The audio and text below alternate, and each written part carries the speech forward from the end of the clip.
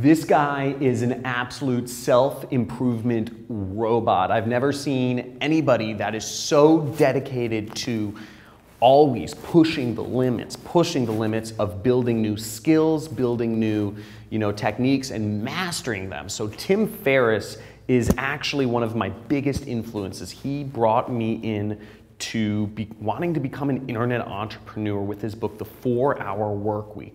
And he teaches people how to basically separate their time from their money and create passive online businesses, as well as, build skills fast. And he's been able to do this to become incredibly successful. He's an incredibly successful entrepreneur, author, and he even has his own TV show. So really good guy to follow. He's, been a massive influence on my life, and I'm really happy to be able to share with you a compilation of some of his best knowledge that I've found around the interwebs. So hope you guys enjoy. Make sure you put a big like and subscribe for the channel. Looking forward to seeing you in the future.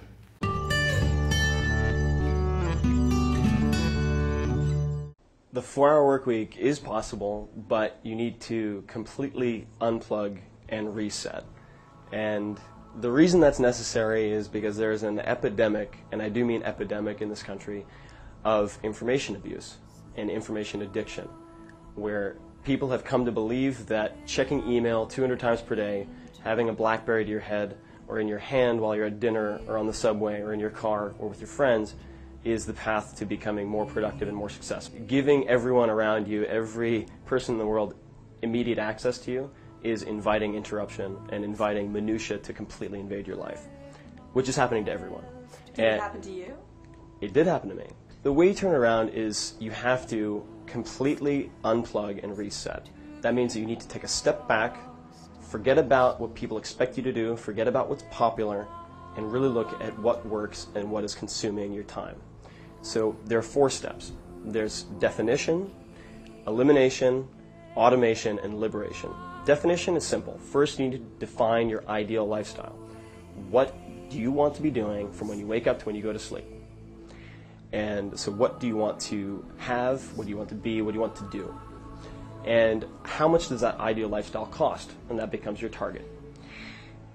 Elimination is simple. It's getting rid of everything, all the static, all the noise, all the interruptions, all the micromanaging, all the people possible that interfere with getting you to that ideal lifestyle. The third, automation, is about taking the few remaining tasks that are important but time-consuming and either delegating, automating, or somehow outsourcing them. So in my particular case, I have an army of MBAs in India, about 25 of them who work for $4 an hour and take care of tasks that would otherwise consume hundreds of my hours. And then the last step, liberation, is about the final ingredient in lifestyle design, which is mobility, and then also how to use the time once you create it, which is very difficult for most people. If you're interrupted by email and phone, there was an experiment done at King's College, for example, that showed that people who were stoned scored 6 points better on an IQ test than people who were interrupted by email and phone. Wow.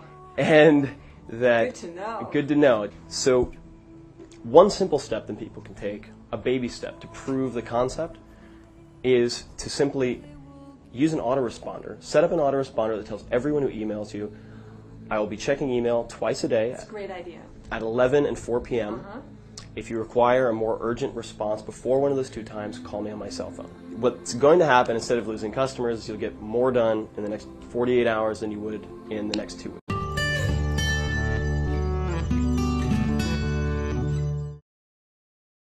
There are a few necessary ingredients if you're an early stage startup for success. There are many, but a few of them, which are necessary but not sufficient, would be burning enthusiasm or passion for what you're building, a diversified identity in some fashion. I think this is important so that your self-worth isn't only associated with your startup.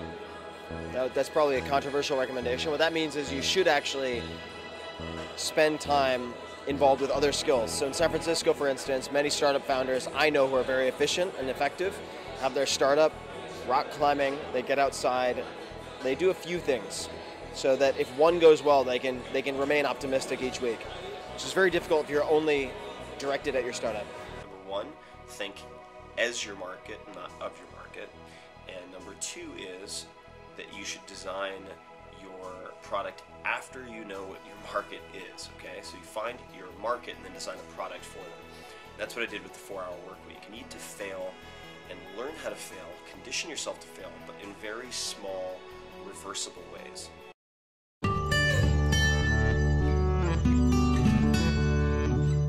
You need to know what your unique strengths are and be willing to delegate.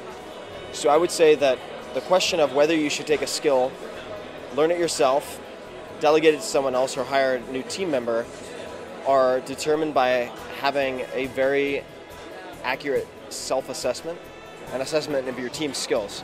Not only what you can do, but what you should be doing. That's very important. So if you're a startup CEO or founder and you have a team of, say, 2 to 10 people,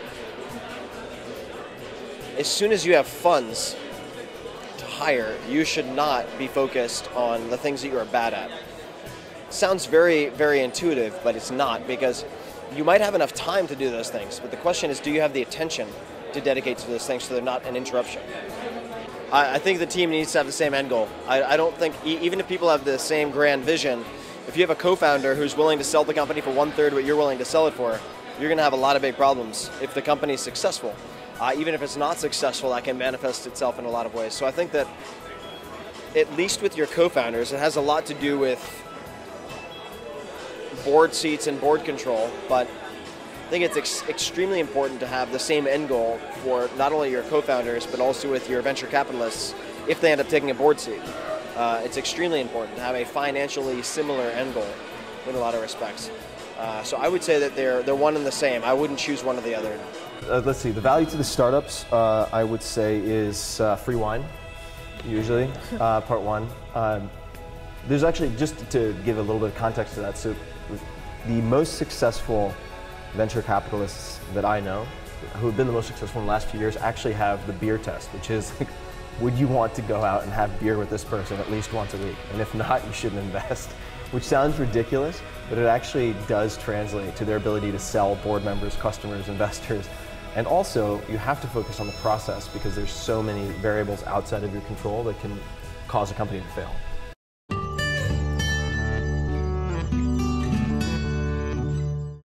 And I think entrepreneurs are people who make things happen and people who undertake to make something from nothing. That's it. You can do that inside a company, and it's from, I don't recall the Latin offhand, but like emprender in Spanish, to undertake.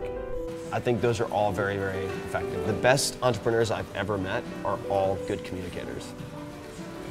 It's the one, perhaps one of the very few unifying factors. They're exceptional communicators. Practice is the only way to get better at communicating. And practicing speaking does not provide you generally with something to review later, which is why the written word is so powerful. Everything that works in sales has been done already. You do not need to reinvent the wheel. So just keep track of the crap that you buy, or the awesome stuff that you buy, and decide, what was the trigger, what pushed me over the edge, and then just sell to people like you. That's what I do. It's really easy. First-time entrepreneurs tend to miscalculate is everything. What I mean by that is, optimism has a place, but I think even more so for the first-time entrepreneur, you need to be pragmatically pessimistic. What I mean by that is, you need to define all of the worst-case scenarios in terms of financial loss, time loss, etc. Look at what you will learn if that happens, and accept and come to terms with that before you ever start.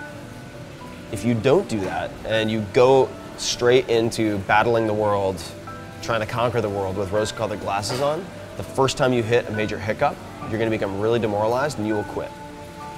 So optimism, all that rah, rah, rah, that's awesome. But you need to hope for the best and prepare for the worst before you ever get started. I always recommend that.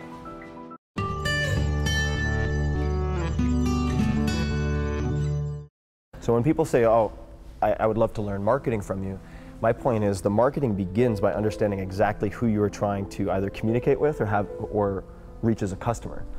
And when you have that in mind, that leads you to design the right product. Does that make sense? So the marketing actually precedes what most people perceive as marketing or sales. When you're thinking about a product launch, first thing I would ask is it the right time to do a product launch?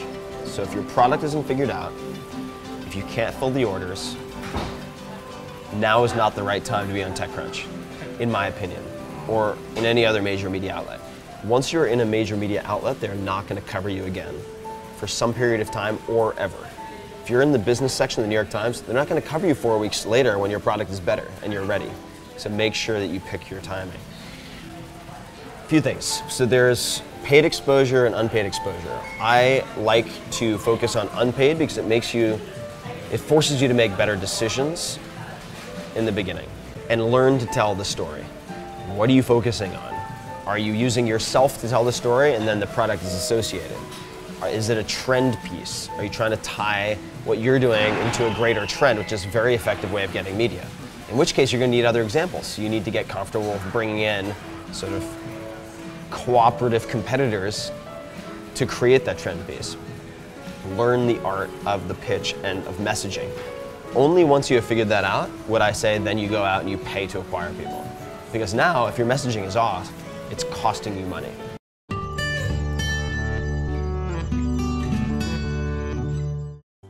My start in writing was purely accidental.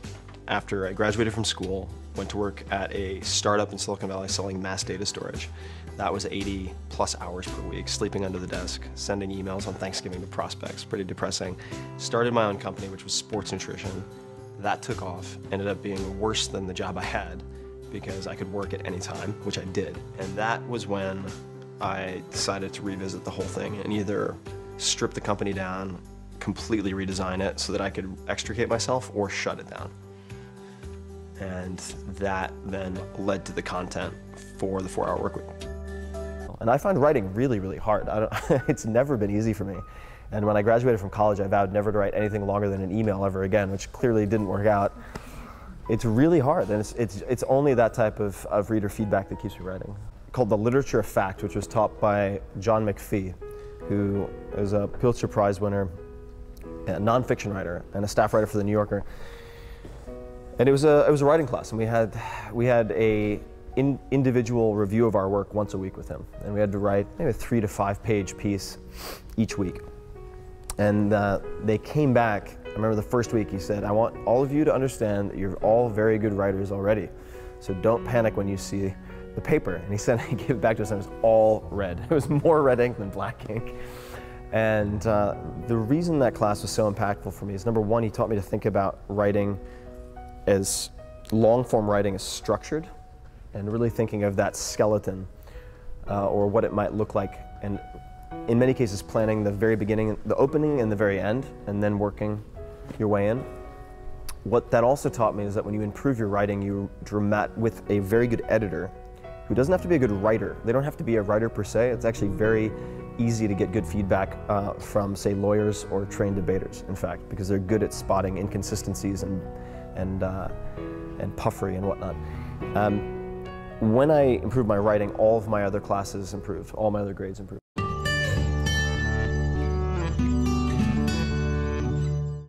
What skill do I think everyone should master to become more productive? Concrete morning meditation for 10 to 20 minutes. You can do this any number of ways. I ended up only adhering to the habit of meditation after quitting many, many times over the years. So the meditation, I think, if I look at, for instance, all the world-class performers that I've interviewed, 80+% have some type of mindfulness or meditative practice, whether that is sitting down, palms in lap, and meditating, or running for 10, 20, 30 miles and listening to the same song. These are all forms of mindfulness training. Being successful objectively compared to other people and feeling successful are two very different things. And ideally, you want to have both of those. And it's not being egotistical or egocentric, I think it's being human. This type of mindfulness practice helps with not just the achievement component, but the appreciation component. And I think that you are chasing after a fool's errand if you're just going after one or the other. You don't have to. It can be both end. There are piss poor questions, there are okay questions, there are good questions, and then there are great questions. And I find that levels of success in almost any industry or area correlate to a person asking great questions. And the way you can get better at questions is by studying interviews in part. Now, why is that relevant? It's relevant because thinking is the process of asking questions. You're asking yourself questions and then you're answering them in your own head. So if you get better at asking other people questions, you get better at asking yourself questions, which means you're improving your thought performance and level of thinking.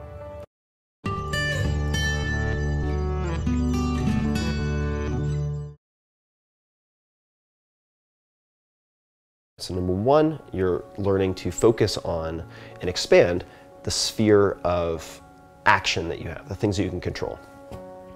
Next, you're going to systematically train yourself to be less prone to overreacting to, say, criticism. So Cato, who is considered by some to be the perfect Stoic, fascinating character, C-A-T-O, would sometimes wear a tunic of an unpopular color so that he would be ridiculed in the Senate and by other people. He did this specifically and other things like it so that he would train himself to only be ashamed of those things worth being ashamed of. So the superficial things he would experiment with, and he would catalyze other people making fun of him or insulting him so that he would develop a tolerance for it. Practically speaking, I've built this into my own life by fasting, by exposing myself to cold. I have a practice of cold exposure, which is done very safely. I have different types of planned suffering and planned poverty so that any type of unplanned suffering or unplanned financial hit will have less of an impact on me. And this applies in many different fields. This is, I suppose, a compatible ethos with the more you sweat in peacetime, the less you bleed in wartime. All right, you want to prepare for the unexpected turns of fate by simulating what the worst case scenarios would be, because all serious problems, all important matters require uncomfortable conversations. I think you can measure your success in many ways by the number of uncomfortable conversations you're willing to have, and Stoicism helps with that. So I would say most of my scripts have been ignoring self-preservation and breaking myself. Or, you know, early on, before the 4-hour work week, certainly, I mean, I destroyed a lot of relationships by being a workaholic. And I think once a workaholic, always a workaholic. And I think a lot of those traits can be harnessed for good, but it's something you constantly have to be aware of and work on. It's a condition you have to manage. It doesn't just go away.